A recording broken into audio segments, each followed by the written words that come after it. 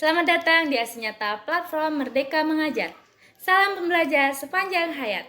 Perkenalkan, nama saya Siskarinanda Sitorus. Saya bertugas di SD Negeri 22 Lalang. Saya berasal dari Kabupaten Batubara, Provinsi Sumatera Utara. Baik rekan-rekan semuanya, kali ini saya akan share pemahaman tentang topik 1 kurikulum merdeka. Mengapa kurikulum perlu berubah? Nah, rekan-rekan semuanya, aksi nyata yang saya lakukan adalah dengan menyebarkan pemahaman tentang kurikulum merdeka di media sosial, yaitu YouTube, Facebook, WA, dan Instagram. Sampai hari ini belum ada pengertian kurikulum yang mengikat secara universal. Akan tetapi, kurikulum dapat dimaknai sebagai titik awal sampai titik akhir pengalaman belajar murid. Kurikulum itu merupakan pedoman penyelenggaraan kegiatan pembelajaran untuk mencapai tujuan pendidikan tertentu. Nah, pengertian kurikulum tersebut ada pada Undang-Undang Nomor 20 Tahun 2003 tentang Sistem Pendidikan Nasional Pasal 1 Butir 19. Nah, isinya itu tentang kurikulum adalah seperangkat rencana dan pengaturan mengenai tujuan, isi, dan bahan pelajaran serta cara yang digunakan sebagai pedoman penyelenggaraan kegiatan pembelajaran untuk mencapai tujuan pendidikan tertentu. Bagaimana kurikulum yang baik? Kurikulum yang baik adalah kurikulum yang sesuai dengan zamannya dan bersifat dinamis, yaitu terus berkembang atau diadaptasi sesuai konteks dan karakteristik murid demi membangun kompetensi sesuai kebutuhan mereka kini dan masa depan.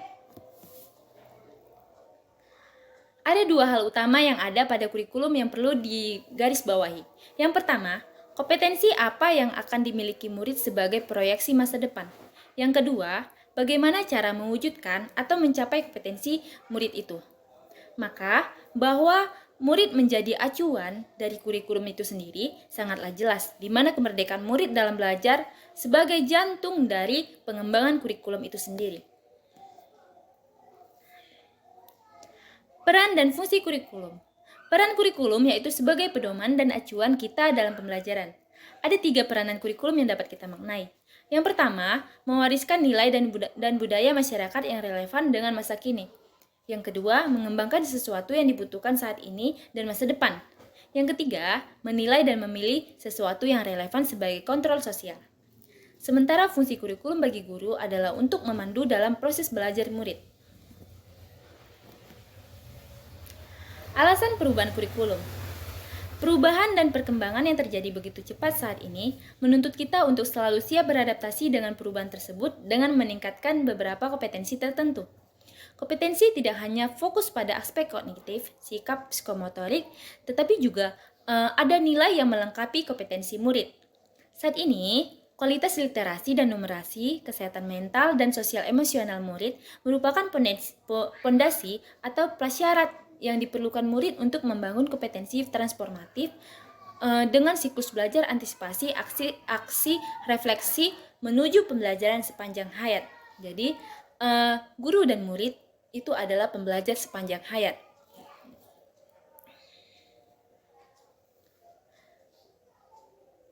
Mengapa kurikulum perlu berubah? Agar relevan dengan perkembangan zaman, agar memenuhi kebutuhan belajar murid, agar dapat menyiapkan generasi cemerlang di masa yang akan datang. Kurikulum memang dirancang oleh pemerintah pusat sebagai bentuk adaptasi kurikulum harus sesuai dengan kebutuhan murid-murid di sekolah dan keadaan satuan pendidikan.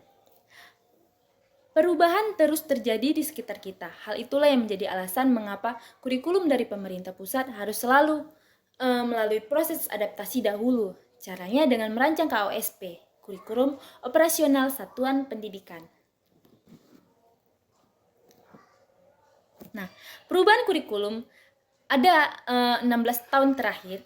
Di tahun 2004 kurikulum KBK, di tahun 2006 kurikulum KTSP, di tahun 2013 ada kurikulum 2013, di tahun 2017 ada kurikulum revisi, dan 2020 kurikulum merdeka. Hingga saat ini juga kurikulum merdeka. Nah, pengutipan pernyataan Ki Hajar Dewantara. Menurut Ki Hajar Dewantara, pendidikan harus terus berubah sesuai dengan kemajuan zaman dan keadaan alam. Pendidikan tidak boleh statis, pendidikan itu harus dinamis. Terus berubah sesuai dengan tuntutan keadaan.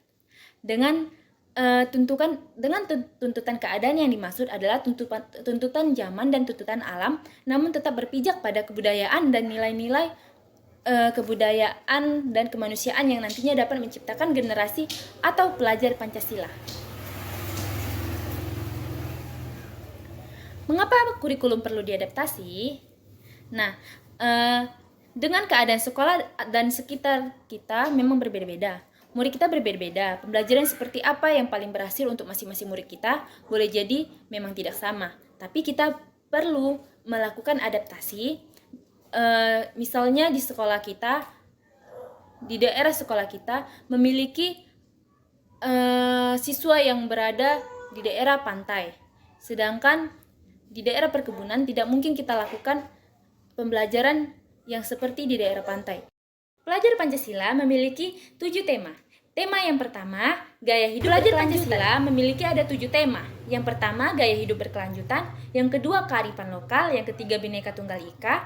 Yang keempat, bangunlah jika jiwa dan raganya. Yang kelima, suara demokrasi. Yang keenam, berrekayasa dan berteknologi untuk membangun NKRI. Dan yang ketujuh, ada kewirausahaan.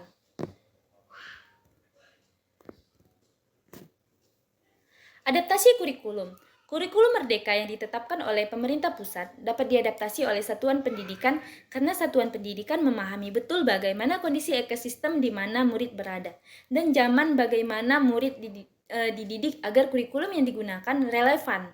Jadi sesuai dengan kebutuhan murid dan terwujudnya pembelajaran yang lebih bermakna.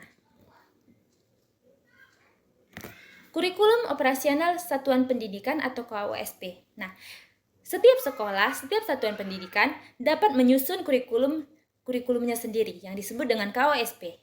Kurikulum yang diadaptasi oleh satuan pendidikan agar sesuai dengan karakteristik, keadaan kontekstual, dan kebutuhan satuan pendidikan itu sendiri. Komponen KOSP itu ada karakteristik satuan pendidik, yang kedua, visi, misi, dan tujuan. Yang ketiga, ada perencanaan pembelajaran mencakup ATP, asesmen, modul ajar, media ajar, dan program prioritas satuan pendidikan. Yang keempat, ada pengorganisasian pembelajaran mencakup muatan kurikulum, beban belajar, program interkurikuler, ekstrakurikuler, dan proyek penguatan profil Pancasila. Yang kelima, sistem pendampingan, evaluasi, dan pengembangan profesional. 5 prinsip pengembangan KOSP yang harus dipahami oleh setiap satuan pendidikan. Pertama, tetap harus berpusat kepada murid. Yang kedua, kontekstual. Yang ketiga, esensial. Kelima, akuntabel. Dan yang terakhir, melibatkan berbagai pemangku kepentingan.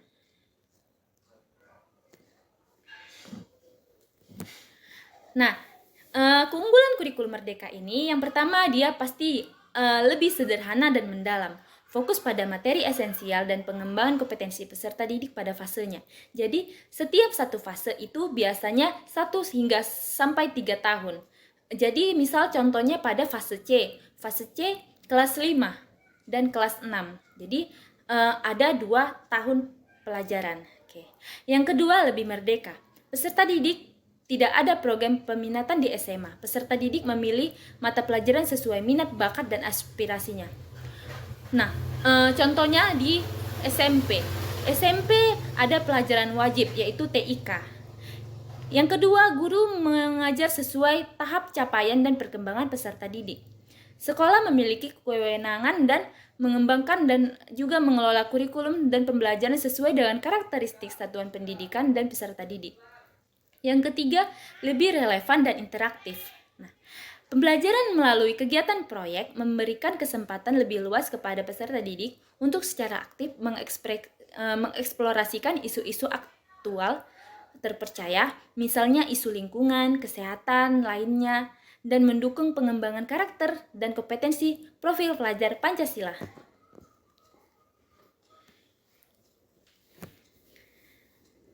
Satuan pendidikan dapat mengimplementasikan kurikulum merdeka secara bertahap sesuai kesiapan masing-masing. Jadi, ada mandiri berubah, mandiri belajar, dan juga dapat mengembangkan sendiri berbagai perangkat ajarnya.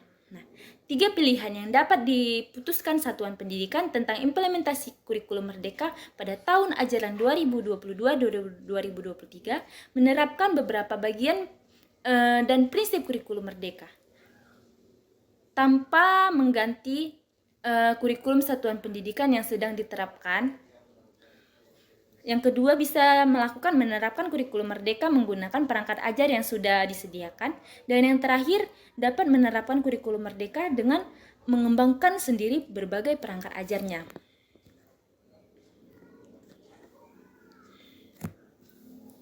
Kesimpulannya, yang pertama, kurikulum perlu mengalami perubahan sesuai dengan perkembangan zaman. Yang kedua, kurikulum bersifat dinamis dan terus diadaptasi sesuai konteks dan kebutuhan peserta didik untuk membangun kompetensi sesuai masa kini dan masa yang akan datang. Yang ketiga, kondisi lingkungan peserta didik harus dipertimbangkan dalam menggapai kurikulum merdeka. Sekian yang dapat saya sampaikan. Terima kasih.